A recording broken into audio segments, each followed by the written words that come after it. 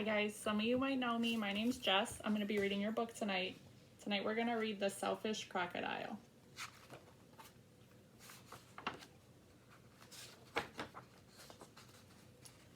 In a river deep in the forest, there lived a large crocodile. He was a very selfish crocodile. He didn't want any other creature to drink or bathe in the river. He thought it was his river.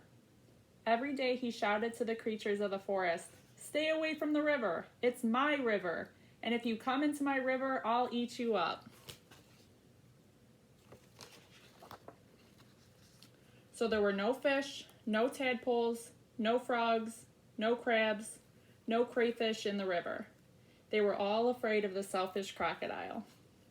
The forest creatures kept away from the river too. Whenever they were thirsty, they had to go for miles out of their way to drink in other rivers and streams.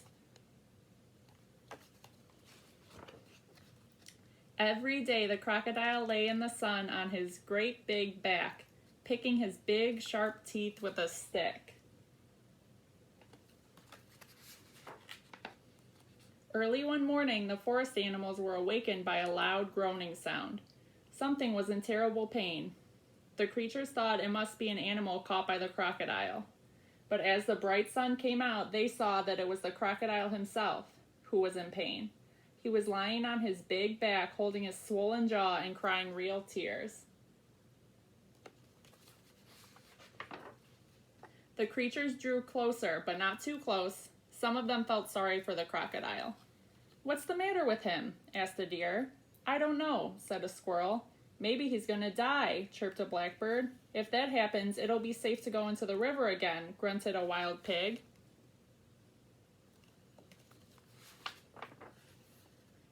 The animals thought about it. They hung from branches, they peeked through the grass, they buzzed in the air. They shook their heads as they watched the great big crocodile, but no one tried to help.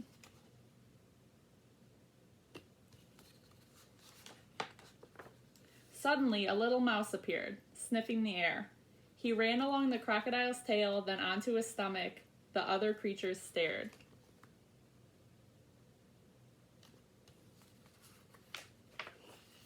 "Look at that mouse," chattered a monkey. "He's either very brave or very crazy," growled a lion. "He's going to be eaten for sure," said an iguana. The mouse crept along the crocodile's big neck and into his open mouth. There was a hush in the forest.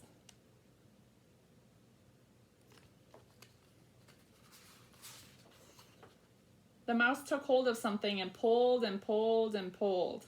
Finally, he pulled it out and put it on his shoulder and walked out of the crocodile's mouth. The astonished creatures began to cheer. The crocodile sat up and said, "The pain is all gone." Then he saw the mouse walking down his stomach, carrying an enormous crocodile tooth on his shoulder.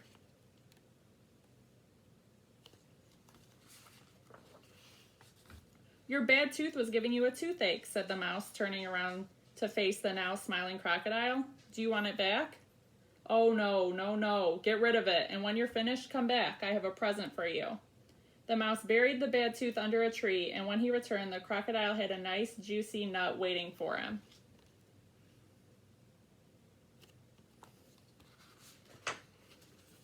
As the crocodile watched the mouse eat his nut, he said, "You must be very smart if you can cure a toothache, and very kind too. I'm so grateful. But what should I do if my toothache comes back?" "Don't worry, I'll help you take care of your teeth," answered the mouse, nibbling. Soon the crocodile and the mouse were best friends.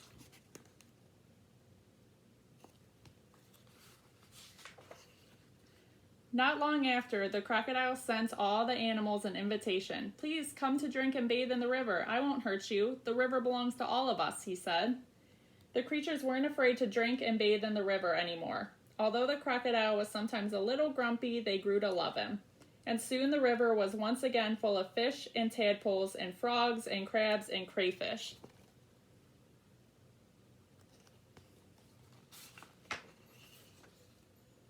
All right, guys, that was your story tonight. I hope you enjoyed it. We miss you. Bye.